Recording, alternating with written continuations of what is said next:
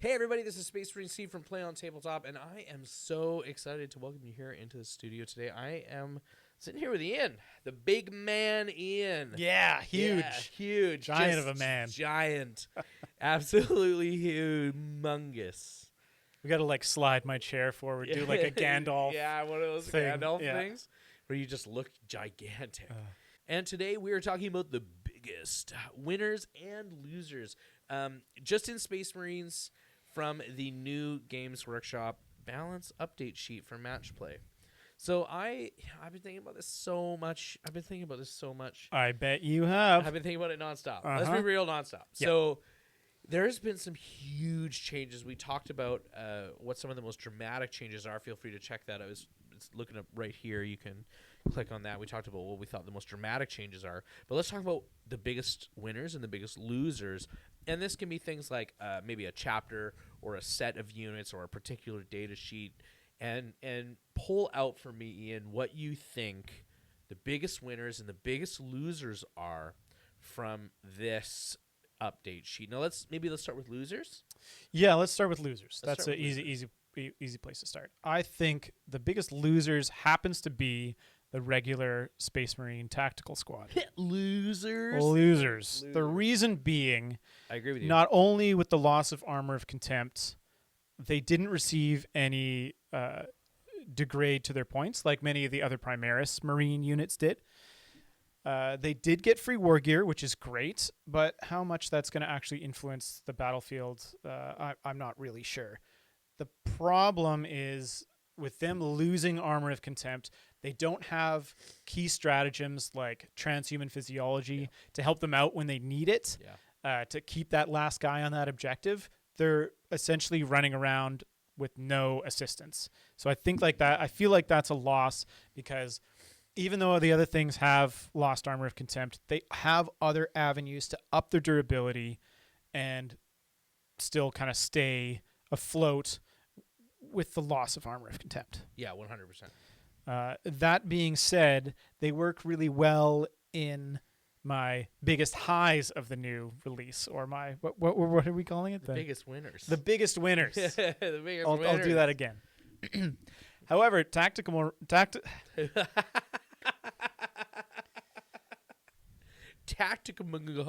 However, Tactical Marines got a big buff in my biggest winner category, which happens to be Iron Hands. Now, the reason why Iron Hands right now are, I feel like, the biggest winner is because they still have army-wide durability. Even with the loss of Armor of Contempt, they're kind of on the higher end of durability for basic Space Marines.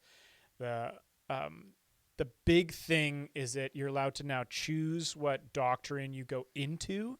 So you can build your army that's full of heavy weapons. If you don't know what the Iron Hands chapter doctrine, There's super doctrine. their super doctrine is, it's while you're in the heavy doctrine, you hit on 3s with heavy weapons even after moving, and you reroll 1s with heavy weapons. So moving and shooting, hitting on 3s, rerolling 1s. A tactical squad with, like, let's say a single las cannon now becomes this kind of weird threat almost, in a way. You can just have them dancing around in the backfield, holding objectives, and kind of staying defended, I feel. But I think army-wide, being able to stay in the Devastator Doctrine the entire time is going to be huge for Iron Hands players. Yeah, it's huge.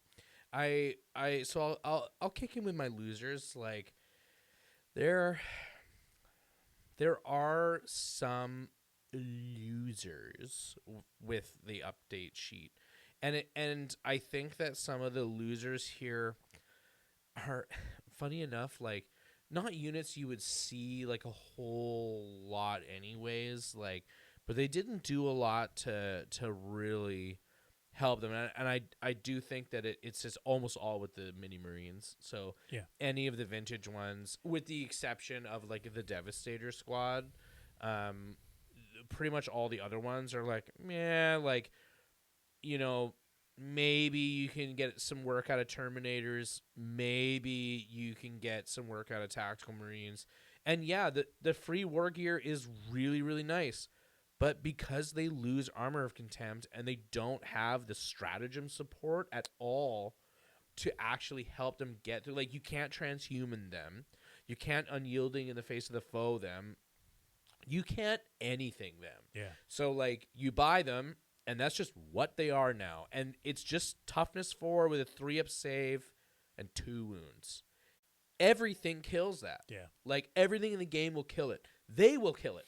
Like, right? Like, they can shoot themselves, and it's over. Like, it is that drastic. And I think that even though they got the free war gear, which is very shiny, like, people really focus on, oh, they got the free war gear. It's awesome. You'll totally deck out a tactical Marine squad. No, you won't. You won't take one. Look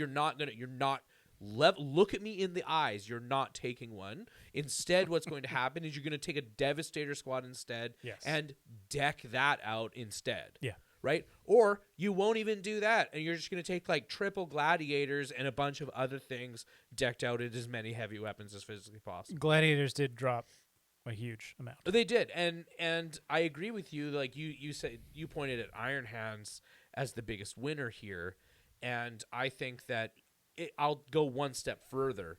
Any of the Space Marine chapters that have Devastator Doctrine in that, like, kind of highlight reel for their super doctrine. Yes. So Dark Angels, Imperial Fists, and Iron Hands have just got, like, a huge pendulum swing boost, where before they were, like, Iron Hands was all right, but, like, Dark Angel was kind of meh. You could do the Terminator thing if you wanted to, but it was just semi-okay. Right. Imperial Fists were terrible, right? Like, and I know because I've been playing them, right? Yeah. They're terrible.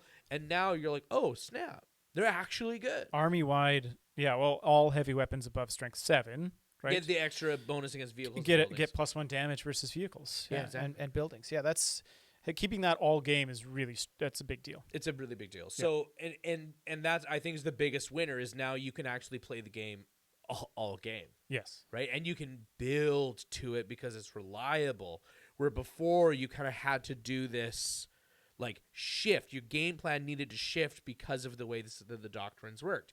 You had heavy weapons, you had like, rapid fire and assault weapons, and then you had the close combat weapons, and you kind of had to build a little bit of all of them to make sure that you're getting the use out of your doctrines as you cycled forward, right? But now you don't have to do that. So you just build the Devastator Doctrine, sit there, and you just camp it forever, and that's the way that it is. Yeah.